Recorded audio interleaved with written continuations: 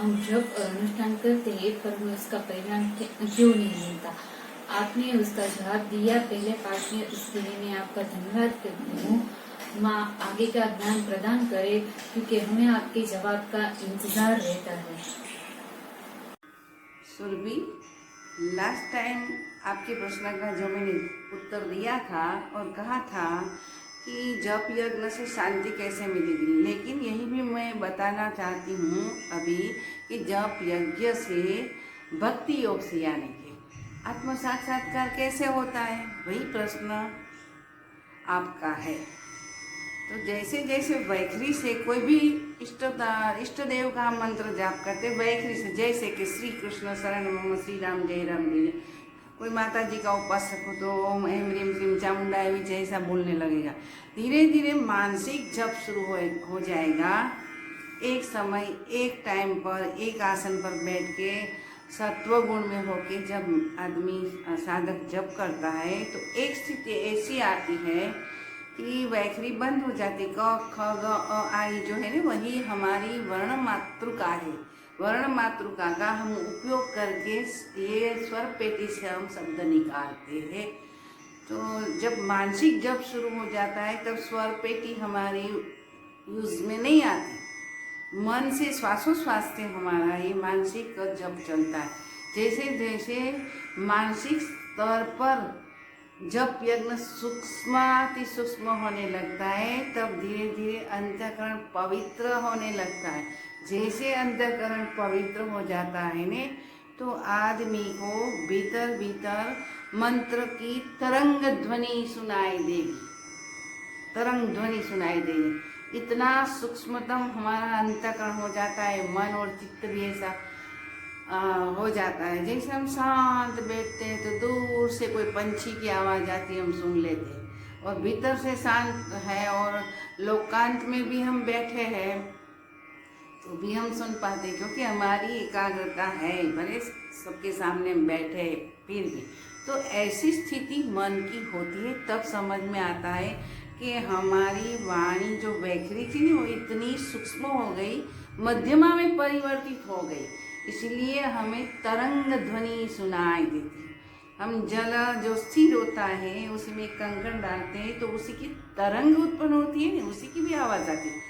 अगर एक बूंद गिरती है तो इसकी भी आवाज़ आती है। तो वैसे हमारे जप की तरंग ध्वनि की नाद में परिवर्तन होने से हम सुन पाते हैं। तो सब तब समझना कि हमारी मध्यमा वाणी का 4 प्रकार का है ना, वैखरी, मध्यमा, पश्यंती और परा।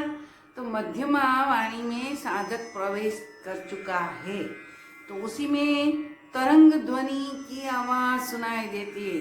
उपनिषद में कहा है श्रवण मनन निधिध्यासन से आत्मज्ञान प्राप्त होता है। तो भीतर की आवाज़ सुनाई देती है। सही अर्थ में श्रवण यही है, कथा श्रवण करना, भजन श्रवण करना, ही वही तो वाच्यार्थ है। भीतर का जो तरंग ध्वनि हम सुन पाते हैं ना उसी को श्रवण कहा जाता है। वो आत्मज्ञान के पथ का वो दर्शक है। तो ये धीरे धीरे धीरे तरंग ध्वनि की आवाज़ सुनते सुनते जैसे जैसे एकाग्र हो जाता है आदमी, जैसे जैसे एकाग्र होता है उसी में तरंग ध्वनि में प्रकाश दिखने लगता है, क्योंकि सत्वगुण बढ़ जाता है, पवित्रता बढ़ जाती है, एकाग्रता इतनी बढ़ जाती है कि हमारे शरीर का देह बोध भी नहिवत हो जाता है। उसी टाइम वो नाद ध्वनि में प्रकाश दिखने लगता है। आखिरकार में आत्मशक्ति प्रकाश युक्त है। आत्मा का प्रकाश हम बोलते, परमात्मा की एक किरण हमारे भीतर आके बैठ गई है उस शरीर में और शरीर को नाम दिया है सूर्य। समझ में आ जाती है बात। तो जब नाद ध्वनि से प्रकाश स्वरूप दिखने लगे उसको ज्योति, ब्रह्म ज्योति कहा गया है। तो ब्रह्म ज्योति दिखने लगती है, अनुभव करने लगता है साधक, तो समझना कि वो पश्यंती में पहुंच गया, क्योंकि दिखता है ना, ज्योति दिखती है, प्रकाश दिखती है। तो वैखरी खत्म हो गई, मध्यमा खत्म हो गया, मध्यमा वाणी खत्म हो गई, वो साधना खत्म हो गई और पश्यंती यानी कि देखना। तो जो साकार उपासक है, कोई परमात्मा इष्ट देव का जो भजन करता है उसी को इसी ज्योति में अपने इष्ट देव के दर्शन होंगे, श्रवण मनन निधिध्यासन तो दर्शन होते, तब तक तो उसी के इष्ट देव और वो साधक अलग अलग दिखते हैं, अलग अलग भीतर अनुभव करते हैं। तब तक अभी ज्ञान नहीं, ज्ञान की प्रत्युष तक पहुंच गए। स्पिरिचुअल डॉन यहाँ से शुरू होता है। वहाँ धीरे धीरे जो साकार स्वरूप बार बार सामने आते हैं, बार बार चला जाता है। साधक उसी के भीतर आत्यंतिक समर्पण भाव से भजन करने लगता है। हमारा चिदाकाश खुलने लगता है, चित्त का आकाश, चिदाकाश बोलते हैं, वो खुलने लगता है। अब जो निराकार उपासना करने वाले हैं उसी को क्या दिखेगा, प्रश्न आएगा ना, उसी को अपनी आत्मा की प्रतिबिंब दिखने लगेगी। वो जो आकृति है ना उसमें खुद को देख महसूस करेगा कि मैं ही हूँ, यही तो इसी आत्मशक्ति में मैं ही हूँ। तो उसी समय समझना कि जो हमारी मातृका है यानी कि हमारा जो मंत्र है वो मंत्र धीरे धीरे धीरे बिल्कुल गायब होने लगता है। वो तरंग में हो गया, फिर नाद में हो गया, फिर ज्योति में परिवर्तित हो गया। अब भी साधक यानी कि परम तत्व उसी का यूनिफिकेशन नहीं हुआ, आत्म साक्षात्कार नहीं हुआ है। जब ये धीरे धीरे ये भी खत्म हो जाएगा, जैसे हम पानी में कंकड़ डालते हैं, अगर बूंद गिरती हो तो धीरे धीरे उनकी आवाज़ आती है, फिर वो विलीन हो जाती है। पानी में कंकड़ डालते हैं तो तरंग की आवाज़ आती है, धीरे धीरे धीरे तरंग शांत हो जाता है। और बिल्कुल शांत होने से क्या होता है, भीतर में अत्यंतिक शांति होने से जो अपना आत्म प्रकाश है ने चिदाकाश में मिलने के लिए अति सूक्ष्म हो जाता है, अति सूक्ष्म हो जाते हैं। उसी की अनुभूति होती है, हम दिखते नहीं, उसी का फोटो भी हम ले नहीं पाते। इसलिए कई संतों का फोटो नहीं आता है, इसी की वजह तो यही है। तो उसी समय हम ऐसा कर सकते हैं कि that is the dawn of spirituality, complete spirituality. तो वहाँ से पश्यंती खत्म होने लगती है और परावाणी एक्टिव हो जाती है, यानी कि हमारी शरीर का आत्मबोध बिल्कुल नहीवत हो जाता है, मनन नामन हो जाता है, वही परिस्थिति आ जाती है, अहंकार निकल जाता है, सोहम ऐसी भावना सिर पर होती है। तो ऐसी स्थिति में हम समझते हैं कि ये आत्मज्ञान के नज़दीक आप हो जाए।